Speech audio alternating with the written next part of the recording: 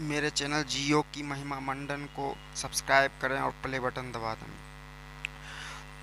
आजकल राजनीति जिस ओर जा रहा है वह मानवता के लिए सही नहीं है, देश के लिए सही नहीं है, राष्ट्र के लिए सही नहीं है। सब लोग राजनीति में ही बैठना चाहते हैं और केवल अपने स्वार्थ साधने के लिए, जनता का काम करने के लिए नहीं। एक केजरीवाल को देखिए, देश में एक नेता आया था, गोल टोपी पहनकर कहता था अपने आप को कि मैं आम आदमी पार्टी। अपने आप में एक अन्ना हजारे आंदोलनकर्ता के साथ बैठ के अन्ना हजारे को भी उन्होंने झूठ के साए में रखा और उनके साथ भी दगाबाजी किया। अन्ना हजारे सीधे साधे व्यक्ति थे और अन्ना हजारे समझ नहीं पाए कि यह मेरे आर्मी देश के में क्या करना चाहता है। पहले तो उसने कहा, अरविंद केजरीवाल ने, कि मैं राजनीति नहीं करना चाहता, मैं तो केवल बस अन्ना हजारे के साथ मिलकर आंदोलन कर रहा हूँ। इतना बड़ा झूठ जनता से बोल के अपने बेटे तक का कसम खाने वाला नेता आखिरकार बना, वह आंदोलनकर्ता नेता बना। और बाद में क्या हाल हुआ दिल्ली का आपको पता है। शराब का घोटाला, यमुना में जल के नाम पे सुनने में आ रहा है कि उसमें भी कुछ कांड किया है। करोड़ों अरबों का घर बना लेता है यह नेता। तो ऐसे ऐसे नेता जो देश को लूटते हैं, जनता क्यों नहीं समझ पाती है कि ये नेता जो फ्री फ्री फ्री कर कर के देश को गुमराह कर रहा है। क्या फ्री हर कोई चीज़ कर देने से क्या आदमी बैठे बैठे खा लेगा? कोई सरकार आदमी को सोए सोए खिलाए, बोले कि मैं बिजली पानी सब कुछ फ्री कर दूं, तो वह समाज के लिए भयावह है या अच्छा? आप ज़रा समझिए।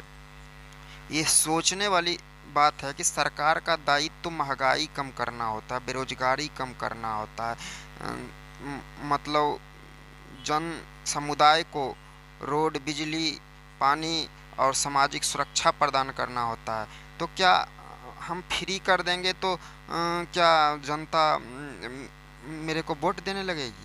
यह कितना हास्यास्पद वाक्य है कि जनता भी ऐसे लोगों के चक्कर में गुमराह हो जाती। अब देखिए दिल्ली राज्य में, देखिए तो दिल्ली में जितने भी आपने ये जो टोटका केजरीवाल ने दिखाया जनता को कि मैं बिजली बिल हटा दूंगा, बिजली बिल नहीं लूँगा, ऐसे वैसे पानी बिल नहीं लूँगा, तो बिजली तो हर किराएदार से वसूला जाता है दिल्ली में।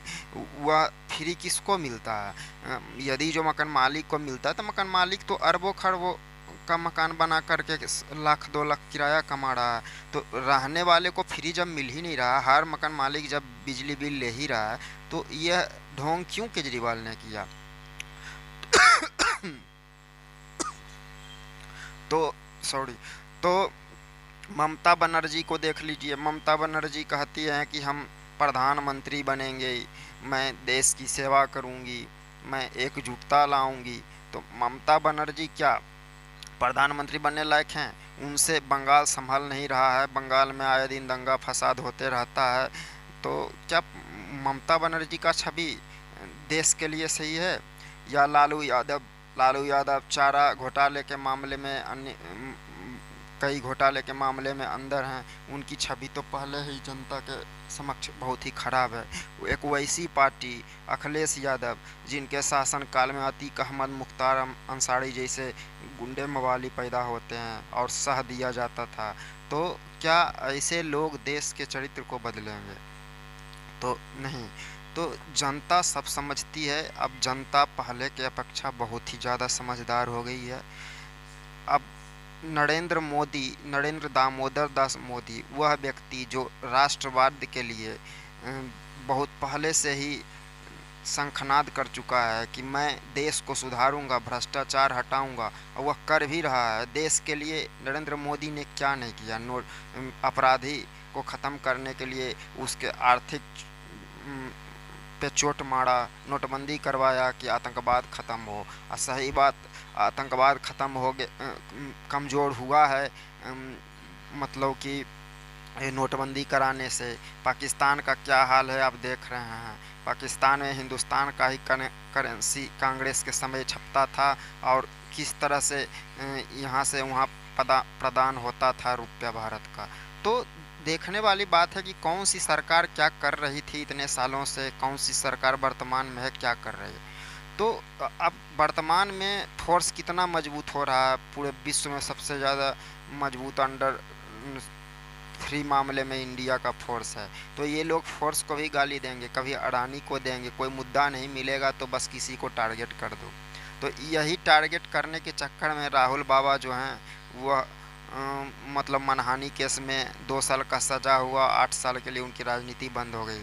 तो और वो उनको संविधान का डर नहीं है, वो कहते हैं कि हमको झूठा फंसाया गया। आम आदमी को जब जेल होता है इस देश में, तो क्या आम आदमी भी कहे कि हम चैलेंज करते हैं कि संविधान रोड जाम करे फलना चिन्ह, तो वो करेगा तो अब दंगा फैलाने का कारण बन जाएगा। आप उसको तुरंत उठा करके थाने में डाल दोगे पुलिस के द्वारा। तो ऐसे राजनीतिज्ञों से बचना चाहिए, ऐसे राजनीतिज्ञों को वोट नहीं डालना चाहिए, जनता को जागरूक होना चाहिए। एक तरफ नरेंद्र मोदी वर्तमान सरकार बहुत ही अच्छा काम कर रही है, ये सारा विश्व जानता है। वह नरेंद्र मोदी विश्व विरासत में इंडिया का ऐसा पहचान बनाया कि किसी देश में विश्व युद्ध छिड़ गया, कहीं लड़ाई हो रहा है, तो यहाँ के विद्यार्थी कहीं हैं संकट में, तो भारत का झंडा दिखा करके भारतवासी वहाँ से बाहर चले आते हैं। इतना पावर राजनीति में, इतना बड़ा कद नरेंद्र मोदी का है। तो क्या यह विपक्ष का कुनबा जो नीतीश कुमार जो कहते हैं कि मैं इसका मुखिया बन करके नरेंद्र मोदी को रोकूंगा, कहाँ तक संभव दिखता है। क्या नरेंद्र मोदी को रोकना इतना आसान होगा। नरेंद्र मोदी जो भाजपा में इतने बड़े बड़े नेता हैं, अमित शाह, योगी और मोदी जैसे फैक्टर को क्या रोकना इस देश में संभव लग रहा है। और ऐसे कमज़ोर विपक्ष से जिसका कोई अस्तित्व नहीं, जदयू खुद एक नॉर्मल पार्टी है जिसका कि एक भी एमपी इस देश में नहीं है, वह एक भी एमपी देश को नहीं देने वाला जदयू क्या मतलब कि अपने बदौलत नहीं है उसका एक भी एमपी, वो भी जो भी आया था भाजपा के शासनकाल में आया था, उसके साथ रह करके जब गठबंधन में थे तब। तो क्या ऐसे नीतीश कुमार क्या नरेंद्र मोदी का सामना कर पाएंगे। क्या लगता है जनता को कि जो नीतीश कुमार से बिहार नहीं संभल रहा, आए दिन हत्याएं, आए दिन दंगा फसाद, आए दिन शराब माफिया इतने सक्रिय हैं, जनता का खून चूस रहे हैं और जनता गंदी शराब पी करके मर रही है। तो क्या ऐसे सूबे का मुखिया प्रधानमंत्री बनने के लायक है। क्या जनता को सपना दिखाती है कि मैं गुमराह करने के लिए। ऐसे लोगों को राजनीति से संन्यास लेना चाहिए, जो कि जब एक राज्य का सेवा सही से नहीं कर सकता है, जातिवाद फलना, अपराधियों को कानून बदल करके बाहर लाना, ये एक मुख्यमंत्री को शोभा देता है क्या। नहीं, जनता को सचेत होना चाहिए। जय हिंद।